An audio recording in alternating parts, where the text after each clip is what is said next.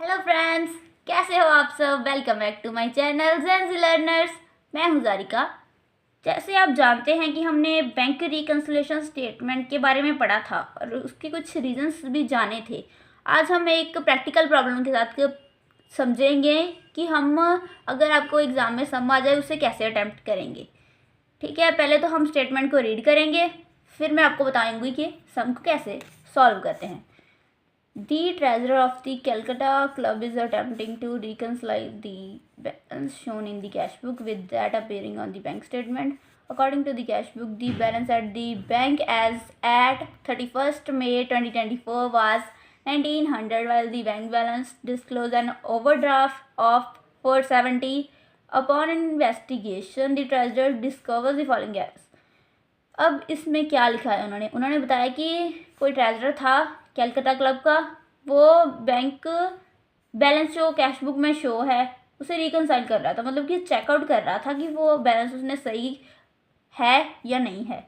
ठीक है, cash book के हिसाब से बैंक का बैलेंस 1900 है। अब यहाँ पर उन्होंने लिख दिया ना कि balance at the bank, cash book के हिसाब से बैंक बैलेंस। अगर यहाँ पर लिखा होता कि पासबुक के हिसाब से बैंक बैलेंस है तो हम उसके हिसाब से यहाँ पर सम को सॉल्व करते। और अब हमें सम में उन्होंने कैश बुक के हिसाब से बोला तो हम कैश बुक के हिसाब से ही सम को सॉल्व करेंगे। इन्होंने बोला है कि बैलेंस हमारे पास 1900 है, वाइल बैंक स्टेटमेंट ने एक ओवरड्राफ्ट डिस्क्लोज किया है 470 का। अब सम में हमारा जो आंसर आएगा वो 470 ही आएगा अगर तो हमने सारी अमाउंट्स को सही से डाला। और ट्रेजरर ने कुछ एरर डिस्कवर किए हैं, ये वो सारी एरर्स हैं। हम सम करते करते डिस्कस करेंगे कि क्या क्या एरर्स हमें दी हुई हैं। हम यहाँ पर लिखेंगे बैंक रिकन्सिलिएशन स्टेटमेंट, ठीक है, और हम इसका परफॉर्मा ड्रॉ करेंगे। आपको पता है कि यहाँ पर पर्टिकुलर्स डालते हैं और यहाँ पर डिटेल्स और अमाउंट। ठीक है, अब इसको परफॉर्मा को मैं ड्रॉ करूँगी, फिर हम सम को सॉल्व करेंगे।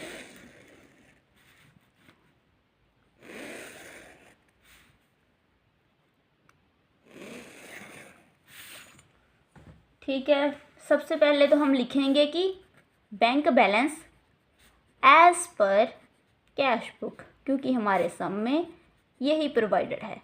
अगर एज पर पासबुक होता तो कैश बुक की यहाँ पर जगह पर पासबुक लिख देते। ठीक है, और यहाँ पर अब हम लिखेंगे ऐड, जो जो आइटम्स ऐड होंगी ABCD, जैसे यहाँ पर इन्होंने सीरियल ऑर्डर दिया है हम ऐसे ही करेंगे। ठीक है, जो जो ऐड होंगी ऐड में यहाँ पर डालेंगे, जो जो लेस होंगी नीचे डालेंगे, फिर हम सम को बैलेंस करेंगे।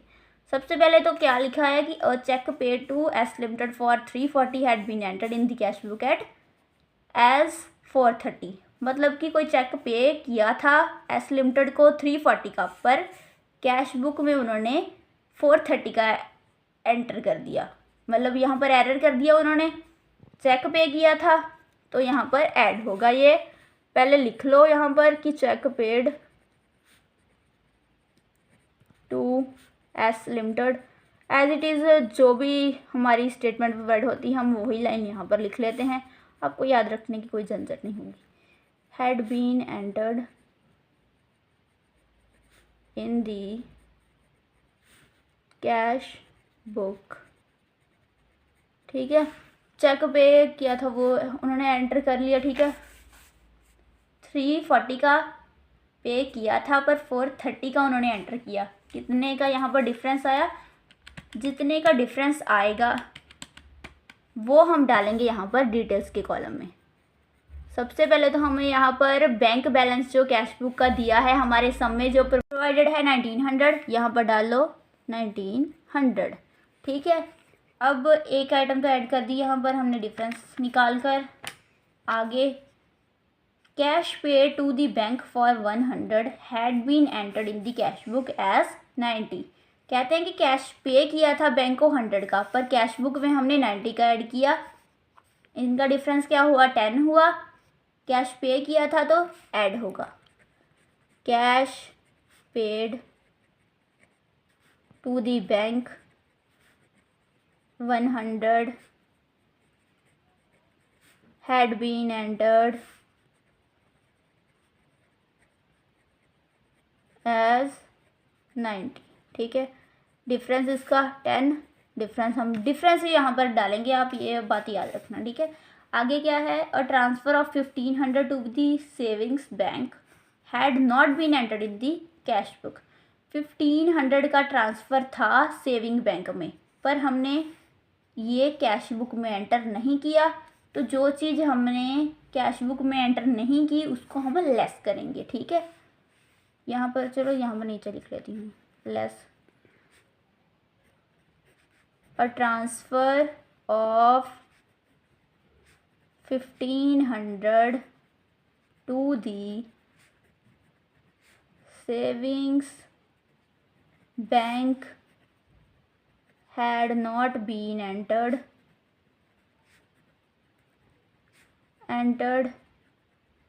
in cash book। 1500 है, यहाँ पर डाल दो 1500, क्योंकि इसमें तो कोई डिफरेंस की बात ही नहीं, क्योंकि अमाउंट ही एक है। ठीक है, आगे क्या है, receipt of 10 shown on the bank statement has not been entered in the cash book. Receipt है, ट्रांसफ़र था तो लेस किया था, रिसिप्ट है कि हमारे पास कोई चीज़ आई है, तो ये हमारी ऐड होगी। Receipt of 10 shown on bank statement. ठीक है, इतना लिख लो, इनफ है, सारी आपको लिखने की ज़रूरत ही नहीं है। ठीक है, 10 है तो यहाँ पर 10 डाल दिया। आगे डी हमने, हाँ ये यहाँ पर डी थी, चलो डी भी डाल सकते हो, आपकी मर्ज़ी है कि अगर आपने यहाँ पर सीरियल ऑर्डर में इसको सी लिखना है या फिर सम के हिसाब से आपने इसको डी लिखना है, ये आपकी मर्ज़ी है, आप जो भी लिख सकते हैं। ठीक है, आगे क्या है, cheque drawn amounting to 40 had not been presented into the bank. Cheque 40 के ड्रॉ किए हैं पर बैंक में प्रेजेंट नहीं किया, तो बैंक में प्रेजेंट करो, क्योंकि चेक ड्रॉ किए हैं, बैंक का बैलेंस गया है। चेक्स ड्रॉन अमाउंटिंग 40 यहाँ पर डाल दो। ठीक है, और आगे क्या है हमारी, the cash book balance had been incorrectly brought down at 1 June 2024 as a debit balance of 1200 instead of debit balance of 1100। Cash book का बैलेंस गलती से हमने 1 जून को 1200 डाल लिया इंस्टेड ऑफ डेबिट बैलेंस 1100 था, पर हमने 1200 डाल लिया, इसका डिफरेंस कितना आया 100। इनकरेक्ट डाला है तो लेस कर देंगे। ठीक है, ये कौन सी है, एफ वाली है, इनकरेक्ट बैलेंस ब्रॉट डाउन, कितने का, 100 का। ठीक है, आगे bank charges of 20 did not appear in the cash book. Bank charges हैं जो कैश बुक में अपीयर नहीं होंगे, तो यहाँ पर ये लेस होंगे। ठीक है, bank charges did not appear 20 के। आगे क्या दिया है हमें, receipts of 900 paid into the bank on 31st May did not appear on the bank statement until 1 June 2024। कि कोई रिसिप्ट पे करनी थी बैंक को, करी थी उन्होंने बैंक को 31 मई को, पर बैंक स्टेटमेंट में अपीयर नहीं होंगी। जैसे ये अपीयर नहीं होगा वैसे ये भी अपीयर नहीं होगी, ये भी हमारी लेस होंगी। ठीक है, रिसिप्ट्स डिड नॉट अपीयर। ठीक है, कितने की हैं हमारी, 900 की है, 900 यहाँ पर डाल दिया। आगे, a standing order for payment of 30 had not been entered in the cash book. Standing order 30 की पेमेंट का नहीं एंटर करना है कैश बुक में, ये भी हमारा लेस हो जाएगा। अ स्टैंडिंग ऑर्डर फॉर पेमेंट कितने का, 30 रुपीज़। ठीक है, आगे हमारे है कि a cheque for 50 previously receive. 50 का चेक पहले हमें रिसीव हुआ था, paid into the bank had been return by the bank, कि हमें रिसीव तो हुआ था, बैंक को पे भी कर दिया, पर बैंक ने रिटर्न कर दिया, मतलब चेक डिसऑनर हो गया, इसलिए ये माइनस हो गया। A cheque returned by the bank,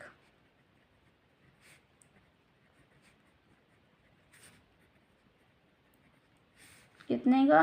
50 का। ठीक है, आगे है कि the bank receive a direct deposit of 100 from a member. Bank को रिसीव हुआ डायरेक्ट डिपॉजिट 100 का किसी मेंबर से, रिसीव हुआ तो ये हमारा ऐड हो जाएगा। Bank received a direct deposit लिखकर, कितनी अमाउंट है इसकी? 100।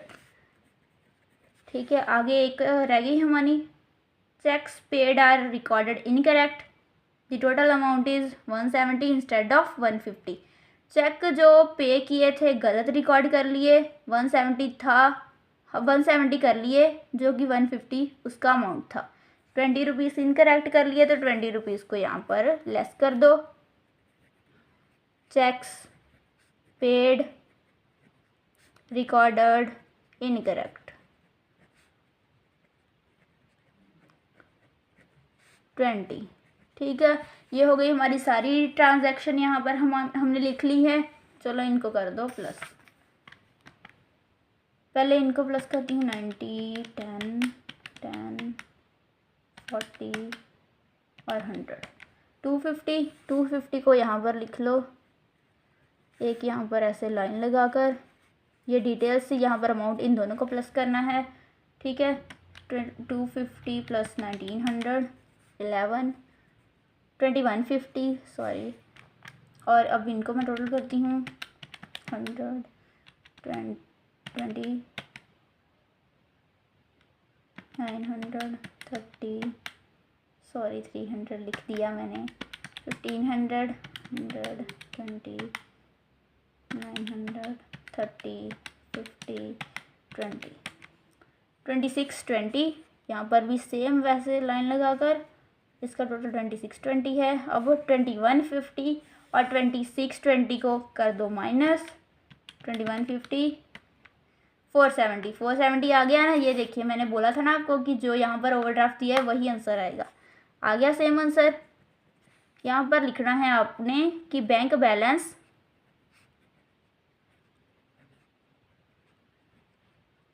एज पर पासबुक, क्योंकि हमने पहले कैश बुक का बैलेंस लिया था, जब आंसर आता है तो पासबुक का निकलता है।